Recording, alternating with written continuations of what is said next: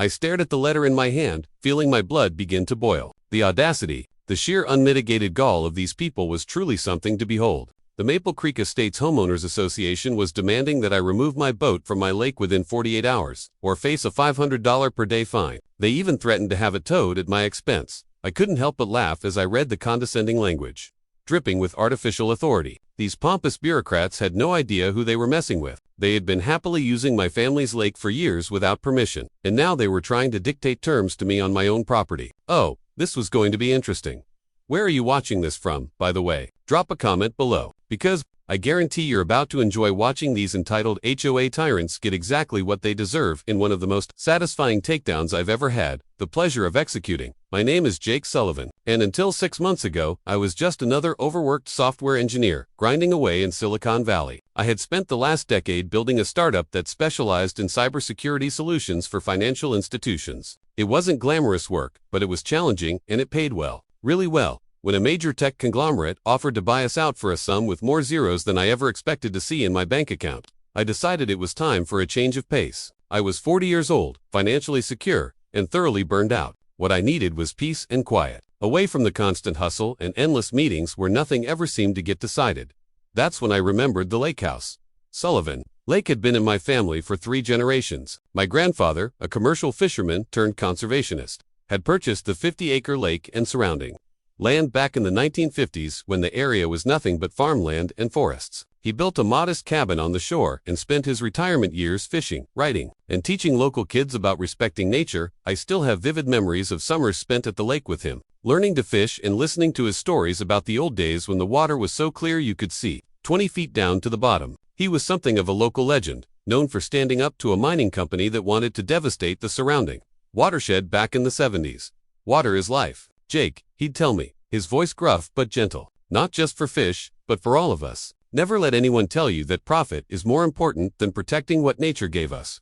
Those words had stayed with me through the years, even as I pursued my career in technology thousands of miles away. My father maintained the property but rarely used it, as his work kept him traveling constantly. He was more of a city person anyway, never quite connecting with the lake the way my grandfather and I did. When both of them passed away, within 2 years of each other, my grandfather, at 92, and my father, unexpectedly from a heart attack at 60, lake and the cabin became mine. I hadn't visited in almost 5 years, busy with building my company, dealing with investors, and navigating the cutthroat tech industry. But now it seemed like the perfect refuge. I had the cabin renovated, maintaining its rustic charm while adding modern amenities like reliable high-speed internet and updated plumbing. I moved in just as winter was giving way to spring, and the peace I found there was exactly what I needed. Mornings spent with coffee on the dock, afternoons working on small projects around the property, and evenings watching the sunset from my small fishing boat in the middle of the lake. The stress of back-to-back meetings and impossible deadlines gradually melted away, replaced by the rhythms of nature and the simple pleasures of lake living. It was perfect, or at least, it was until the HOA decided to flex their muscles. That morning had started like any other. I woke with the sun, made a pot of strong coffee, and took my mug down to the dock where my 16-foot aluminum fishing boat was tied up. It wasn't anything fancy, just a simple, practical vessel perfect for one person to navigate the lake and do some casual fishing. It had belonged to my grandfather, and though it was a bit weathered, I'd kept it in good working condition. There was something deeply satisfying about using the same boat he had used for decades. Trailing my fingers in the same water, watching the same shores slide by. It connected me to him in a way that felt almost spiritual.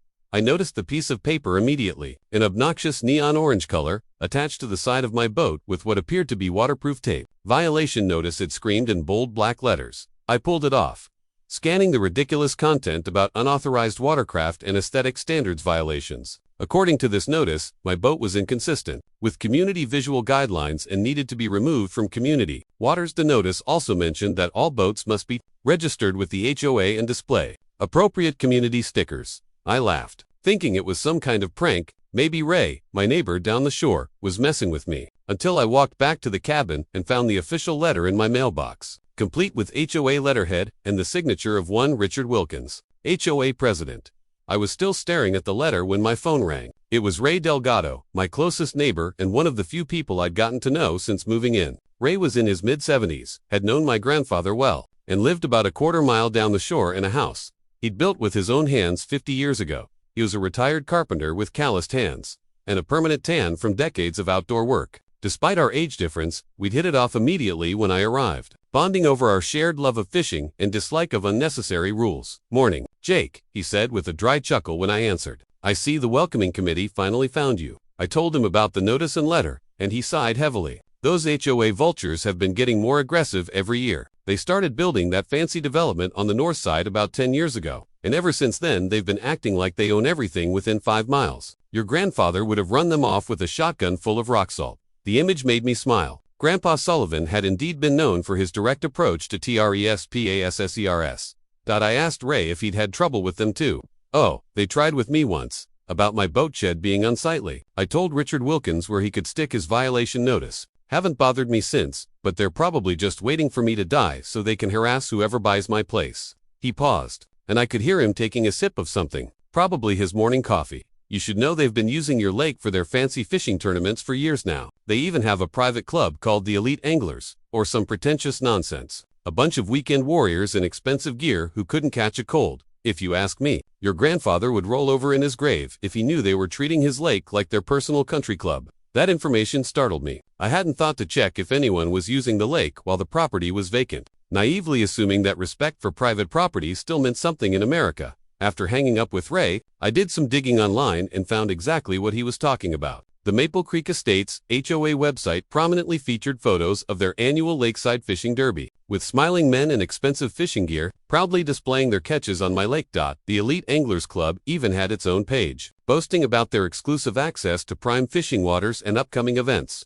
There were dozens of photos showing large gatherings on the eastern shore of the lake, which was definitely my property, complete with tents, barbecues, and even a temporary dock they must have installed for the events. The most recent post announced their biggest tournament of the year, scheduled for the following weekend, with a $5,000 prize and a catered lakeside barbecue. They were literally planning a massive event on my property without so much as asking permission. The audacity was breathtaking.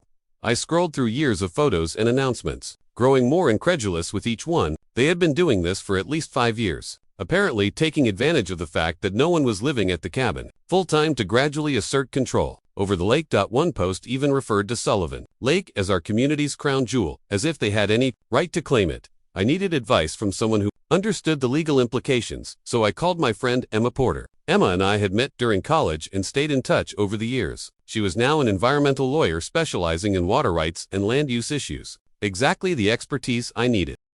The irony of him offering me access to my own lake was almost too much to bear, but I maintained my poker face.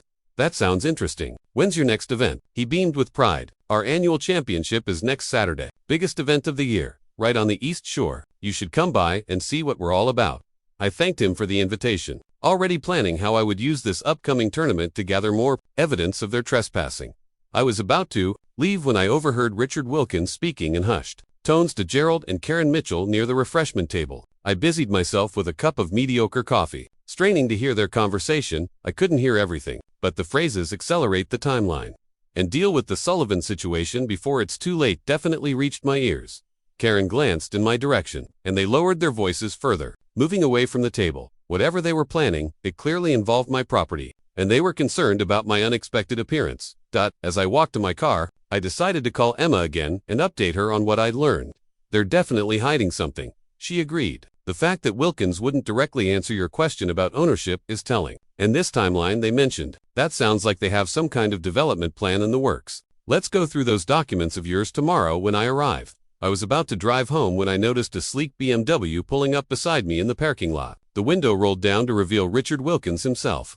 "Mr. Sullivan, isn't it?" He flashed that practiced smile. I realized we weren't properly introduced. "I'm Richard Wilkins, president of the Maple Creek Estates HOA.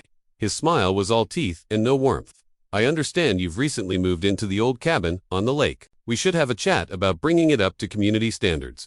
I matched his fake smile with one of my own. "I wasn't aware that my property fell under your HOA jurisdiction, Mr. Wilkins."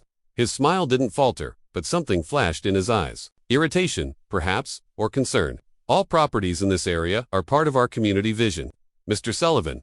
We pride ourselves on maintaining certain standards. Your boat, for instance, is somewhat rustic for our tastes." He practically spat the word rustic, as if my grandfather's well-maintained fishing boat was somehow offensive. I decided to play dumb a little longer. "Is that right? And what authority does the HOA have over boats on the lake?" Richard's smile tightened further. "As I mentioned in the meeting, The lake is under HOA management. It has been for years. He waved his hand dismissively, as if this should settle the matter. I nodded thoughtfully. That's fascinating, because according to my family's deed, Sullivan Lake is private property, owned by the Sullivan family since 1953. Has something changed that I'm not aware of? For just a moment, Richard's mask slipped, and I saw a flash of genuine concern before he recovered. There seemed to be some misunderstandings about historical arrangements. Perhaps we should have our lawyers discuss this directly. In the meantime, I hope you'll comply with our request regarding your boat. It would be a shame to start our relationship on the wrong foot. The threat was thinly veiled but unmistakable.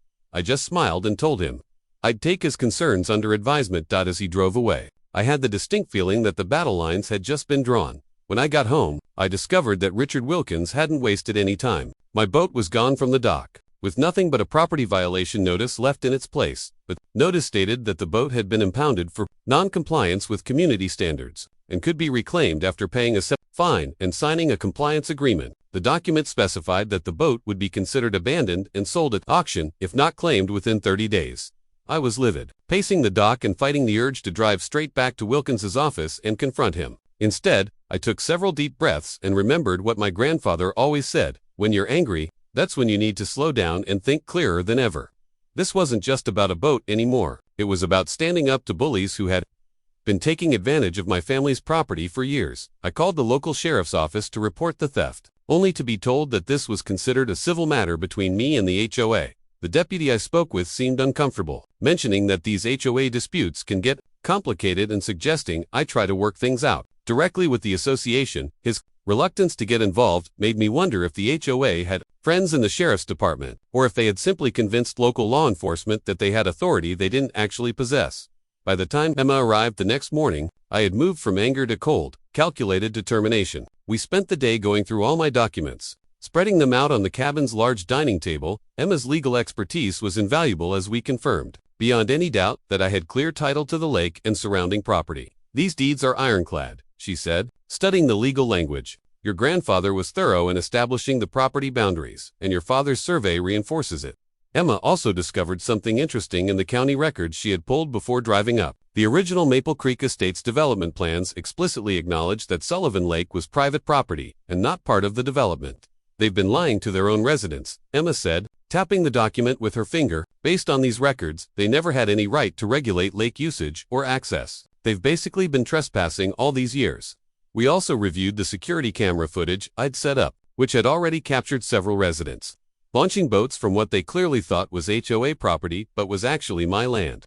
This is great evidence, Emma said. Now we need to figure out what their endgame is. From what you overheard about accelerating the timeline, they seem to be working towards something specific. Our answer came later that afternoon, when Ray Delgado stopped by with an interesting piece of information.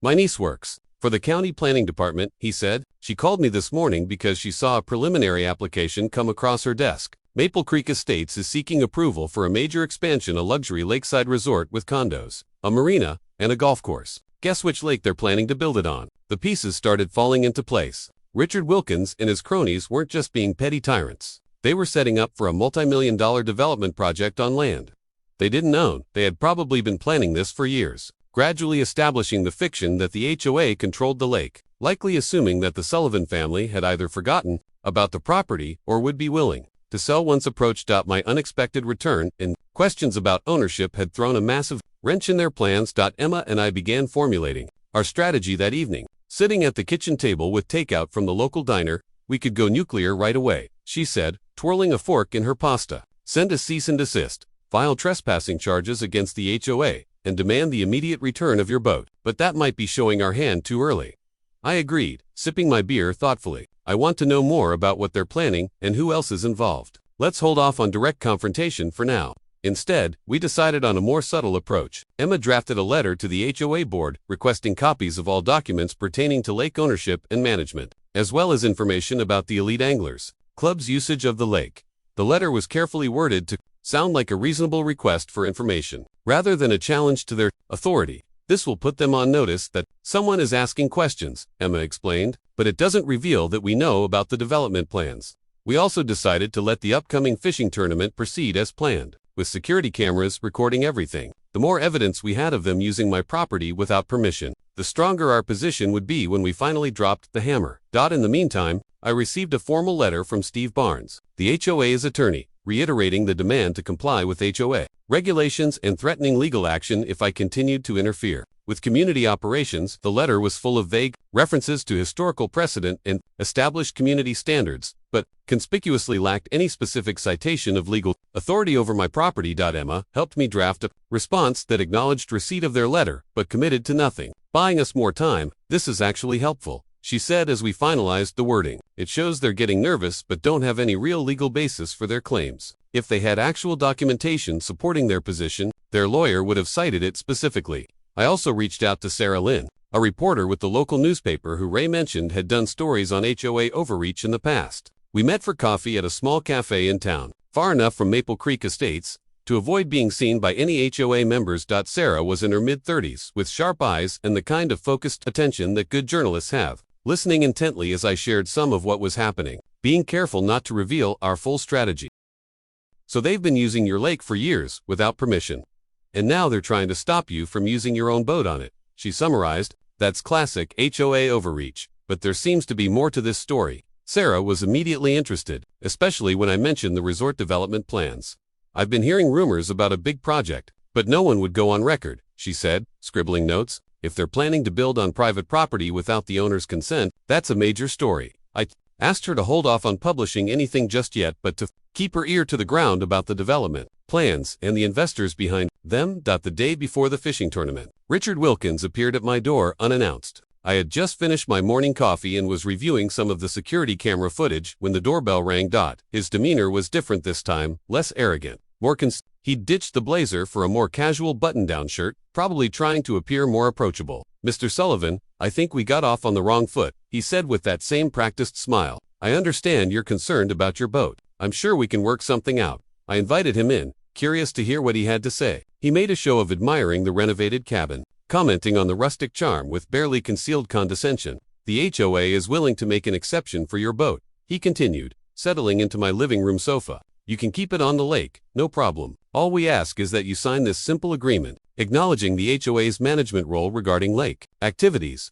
He handed me a document that essentially asked me to recognize the HOA's authority over Sullivan Lake in exchange for being allowed to keep my boat there. It was so transparently self-serving that I almost laughed in his face. Instead, I asked innocently, and what about the fishing tournament tomorrow? Would that be covered under this agreement too? Richard's eyes narrowed slightly. You know about that. I shrugged casually. Gerald Thompson invited me to come watch. Sounds like a big event. Richard nodded slowly. Yes, it's a community tradition. Been happening for years. There was a wariness in his expression now, as if he was recalculating the situation. I looked at the agreement again, pretending to consider it. And this resort development. I've been hearing about the one that's supposed to be built on the Lake Shorewood. This agreement covered that too. Richard couldn't quite hide his surprise. I'm not sure what you've heard, but any development plans would go through proper channels. This agreement is just about basic lake usage guidelines. He waved his hand dismissively, trying to downplay the significance, but his body language had become tense. I handed the document back to him. I'll need to have my lawyer review this. She's been quite interested in the lake's legal status. Richard's friendly facade slipped for just a moment. Mr. Sullivan, I'm trying to be reasonable here. It would be in everyone's best interest if we could resolve this amicably. There are economic opportunities that could benefit you as well, if you're willing to be cooperative. There it was, the implied bribe.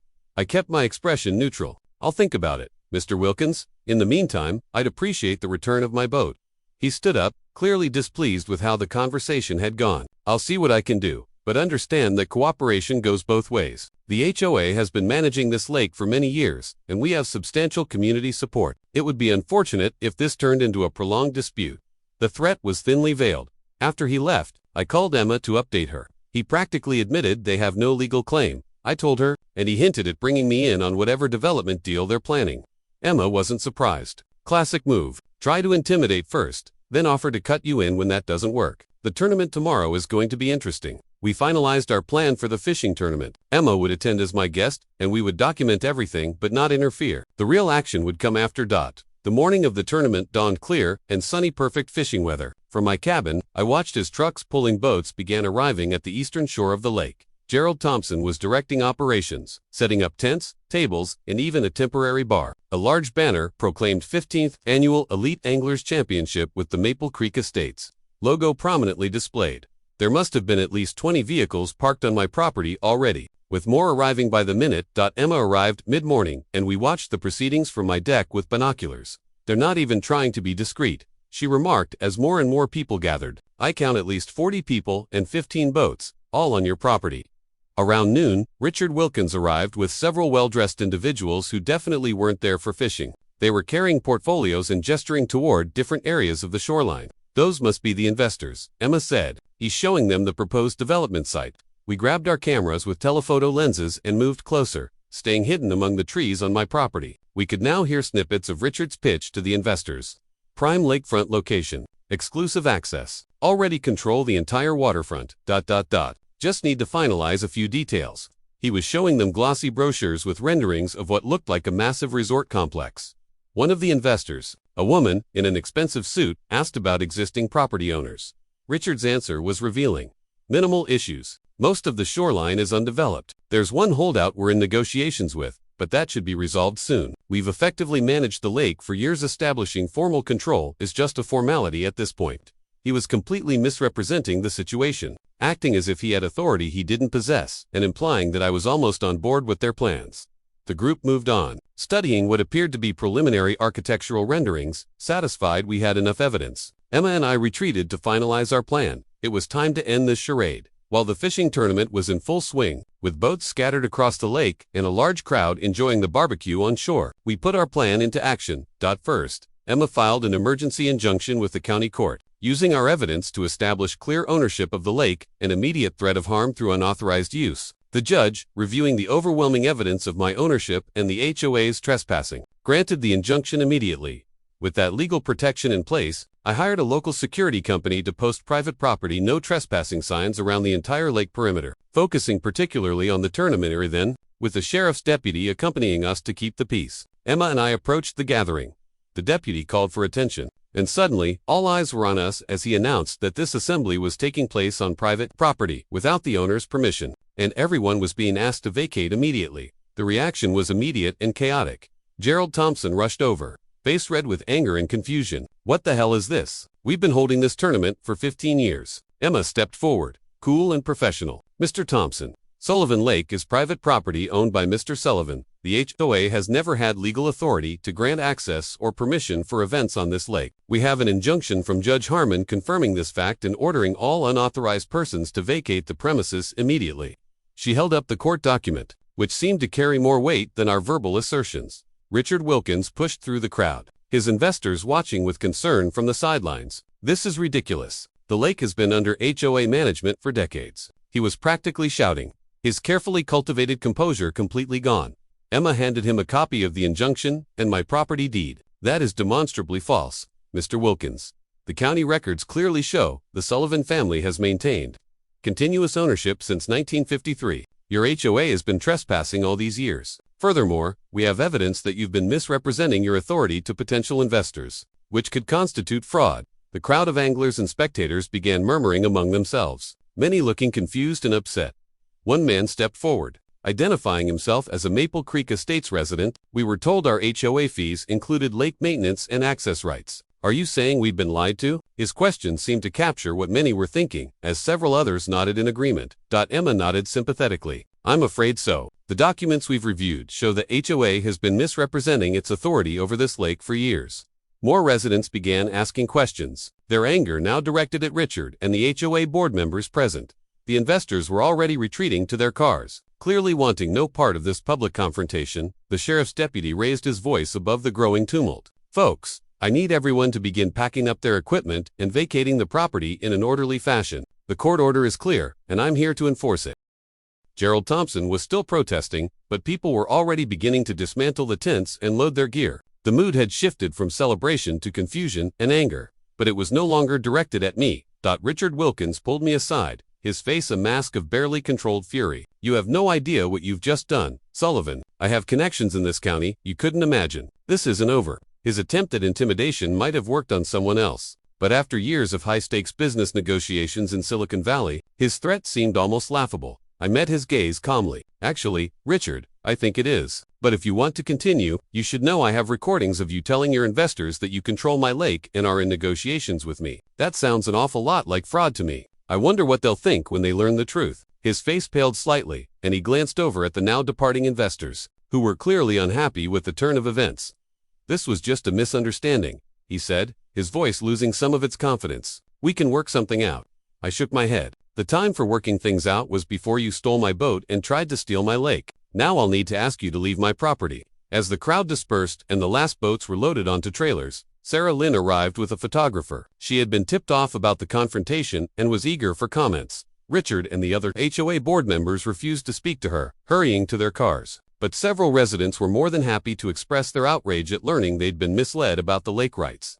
We pay over $5,000 a year in HOA fees, one woman told Sarah, her voice shaking with anger, and they told us part of that was for lake maintenance and access rights. If they don't actually own the lake, where has that money been going? It was a good question, and from the murmurs of agreement around her, many residents were wondering the same thing. Sarah approached me for my side of the story, and I gave her a matter-of-fact account of the HOA's actions and my response, showing her the property deeds and the court injunction.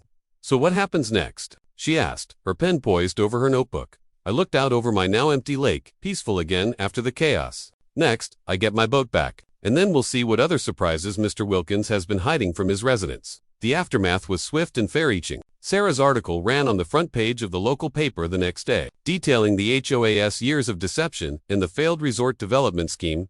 By evening, it had been picked up by regional news outlets and was spreading on social media. The comment section was filled with similar HOA horror stories from across the country, but mine seemed to resonate particularly. Because of the dramatic confrontation and clear evidence of wrongdoing, the HOA called an emergency meeting, which I attended along with Emma and many angry residents. Richard Wilkins was conspicuously absent. With Karen Mitchell attempting to manage the hostile crowd, the residents demanded to know what other lies they'd been told and where their HOA fees had really been going. Emma and I watched quietly from the back as the HOA board crumbled under the pressure. With multiple members resigning on the spot, I finally stood up and addressed the gathering. I don't have a problem with Maple Creek Estates residents enjoying the lake for recreation. My issue was with the HOA leadership claiming authority they didn't have and planning to develop my property without my consent. Perhaps we can work out a new arrangement that respects property rights while allowing responsible community access. My statement calmed some of the tension in the room, and several residents approached me afterward to apologize for the situation and express interest in finding a fair solution. One older gentleman shook my hand firmly. Your grandfather would be proud, he said. He always let the local kids fish from his shore, you know. Never turned anyone away who respected the lake. I hadn't known that, and the comment touched me deeply. It reminded me that this wasn't just about winning a legal battle, it was about carrying on my grandfather's legacy of protecting the lake, while sharing it with others who appreciated it.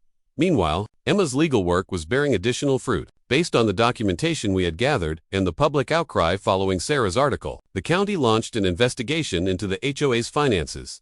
They were particularly interested in where the money collected for lake maintenance had actually gone over the years, since they clearly hadn't been spending it on maintaining someone else's property.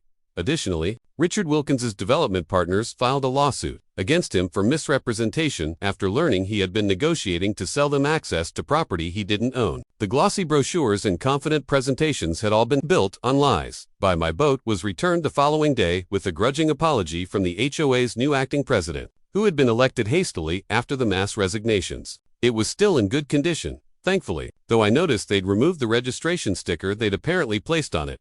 The local sheriff's office, embarrassed by their earlier dismissal of my complaint, assigned a deputy to patrol the lake regularly to prevent further trespassing until a more permanent solution could be established.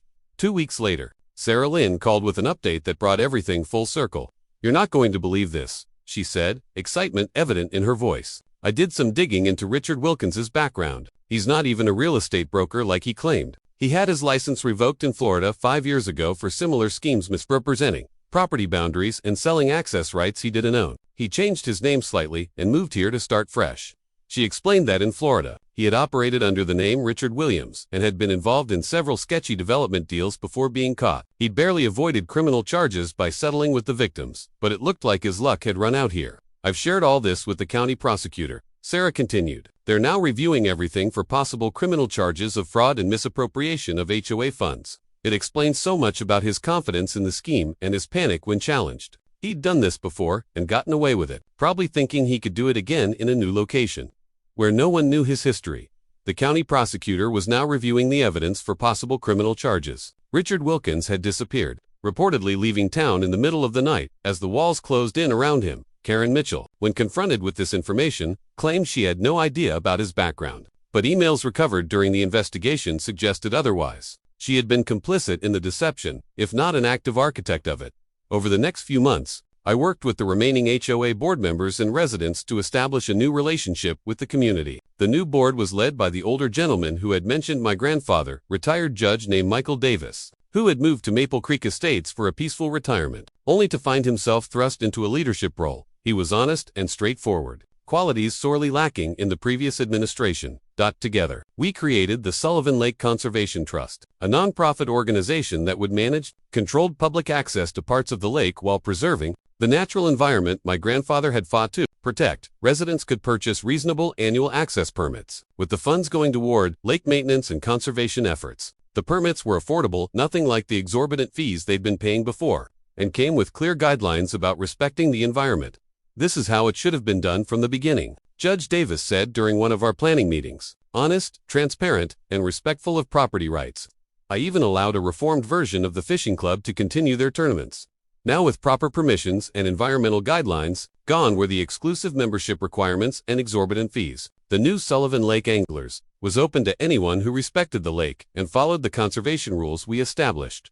Gerald Thompson, unsurprisingly, wanted nothing to do with the new arrangement and moved away shortly after the scandal broke. I heard he'd tried to start a similar exclusive club at another lake, but found few takers after word spread about what had happened at Sullivan Lake. The eastern shore, where Richard had planned his resort development, was instead dedicated as a small public park with a modest fishing pier and picnic area, open to all community members. On the day we opened the park, I placed a plaque honoring my grandfather with his favorite saying, "Water is life, not a commodity to be bought and sold." Ray Delgado was there for the opening, along with dozens of residents and local families. Watching children fish from the pier and families enjoy picnics under the trees, I felt a deep sense of satisfaction that went beyond winning a legal battle. As for my boat, I finally got around to repainting it and making some repairs, but I kept it deliberately rustic as a reminder of where this all began. On quiet mornings, I still take it out to the middle of the lake with a fishing rod and a cup of coffee, just as my grandfather did. Sometimes Ray Delgado joins me, sharing stories about the old days and how my grandfather would have handled the HOA situation, usually involving more colorful language and less legal finesse than my approach. Emma stopped by regularly, proud of what we'd accomplished together and keeping an eye out for any new threats to the lake's tranquility. She helped establish the legal framework for the Conservation Trust, ensuring it would protect the lake long after I'm gone. The no trespassing signs came down, replaced by Sullivan Lake conservation area markers that set out reasonable usage rules while acknowledging the lake's private ownership. Sometimes, the sweetest victory isn't just defeating your enemies, but transforming a battle into an opportunity to build something better. As I sit in my boat watching families enjoy the new lakeside park and responsible anglers respectfully fishing the waters, I can't help but think my grandfather would be proud. He always said the lake wasn't just for one person, it was a treasure to be protected for everyone who would appreciate it properly. The HOA tyrants who tried to steal it have been replaced by a community that respects both the natural resource and the rights of those who steward it. Richard Wilkins's grand plan for luxury condos and exclusive access has instead become a model for how private ownership and public benefit can coexist with the right approach. The Conservation Trust now hosts educational programs teaching local kids about lake ecology and responsible fishing, just as my grandfather once did. It's become something bigger and better than I could have imagined when I first found that obnoxious orange violation notice on my boat. Last week, I found an old photograph of my grandfather standing on the dock with his fishing boat, the same boat that started this whole ordeal. He's smiling broadly, holding up a large bass with the lake stretching out behind him. I had it framed and hung it in the cabin's living room. Every time I look at it, I'm reminded of his wisdom and determination, qualities I hope I've inherited, at least in part. And every time I take my non-compliant boat out onto my very own lake, I can't help but smile at how it all turned out. Sometimes standing your ground isn't just about protecting what's yours, it's about showing others a better way forward. The lake is healthier now than it's been in years, with clearer water and more abundant wildlife, proof that proper stewardship works better than unchecked development. Water quality tests. We've conducted show improvement every quarter, Fish populations are thriving. Migratory birds have returned to nest on the shores. Even the old beaver lodge that had been abandoned for years has new residents. As my grandfather would say, take care of the water, and the water takes care of everything else. Words to live by, especially when dealing with entitled HOAs, who don't know their place.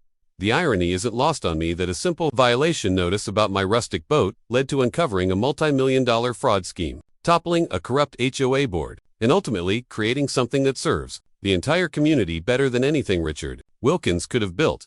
Sometimes, the universe has a sense of humor about these things. I still get visitors, occasionally residents who want to thank me for exposing the corruption, or journalists interested in the story, or even people from other HOAs facing similar issues who want advice on how to fight back.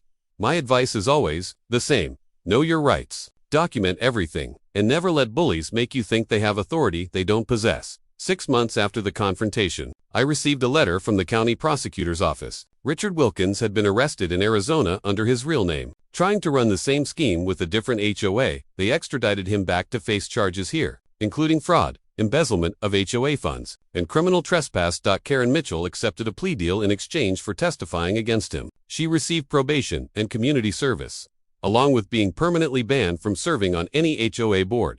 The trial was relatively quick, with all the evidence Emma and I had gathered, plus testimony from angry residents and the development investors he'd defrauded. The jury took less than 2 hours to convict him on all counts. He's currently serving 3 years in state prison, and when he gets out, he'll face civil lawsuits from both his former investors and the Maple Creek Estate's residents seeking recovery of misappropriated HOA fees.